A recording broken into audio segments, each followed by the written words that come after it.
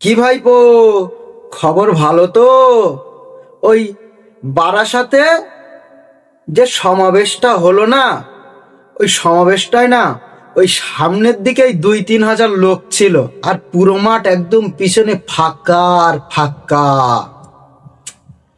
ওই ওই নওশাদ সিদ্দিকী একটা এমএলএ, পশ্চিমবাংলার এই একটা এমএলএ, ওই নওশাদ সিদ্দিকী।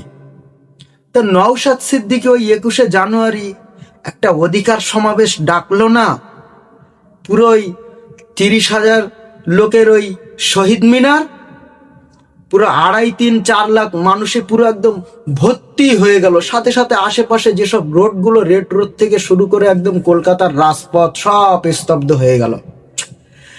আসলে মানুষদের আমি বোঝাই, কিন্তু মানুষরা তো বোঝে না। ওই নওশাদ হচ্ছে কয়লা চোর, গরু চোর, বালি চোর, এত বলি। নওশাদ সিদ্দিকী বিজেপির রেলমন্ত্রী ছিল,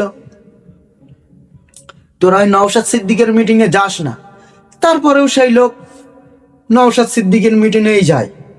আর আমার ভাইপো কি ভালো, তাও নাকি ওই মিটিং ফ্লপ হয়ে গেল। আসলে মানুষ বোঝেই না, এরা কিচ্ছু বোঝে না।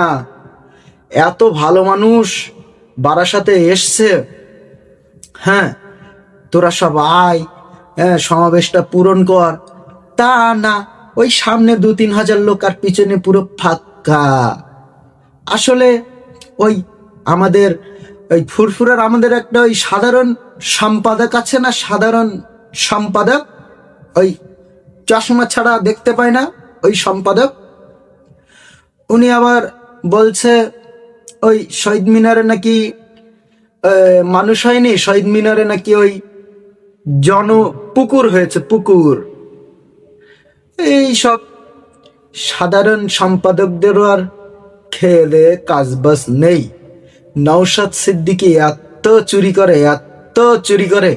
আবার ওই ওই ওই একটা ক্রিমিনাল আছে, নটোরিয়াস ক্রিমিনাল, ও আবার বলছে নাকি ওই শহীদ মিনারে যা লোক হয়েছে, নটোরিয়াস ক্রিমিনালটা নাকি ভাঙড়ে একটা মিটিংয়ে নাকি তার চেয়ে বেশি লোক জড়ো করবে। বলছি কি নটোরিয়াস ক্রিমিনাল, ওই ভাঙড়ে না লোক জড়ো করতে গেলে যদি আধার কার্ড দেখে সমাবেশ করতে দেওয়া হয়, তারপরেও ওই 5-7 কোটি টাকা খরচ আছে। ওই মানুষ পিছু আর কি 500 টাকা করে যদি ধরি রোজ হিসাবে, ওই শহীদ মিনারে যা লোক হয়েছিল 2.5-3 লাখ লোক, 5-7 কোটি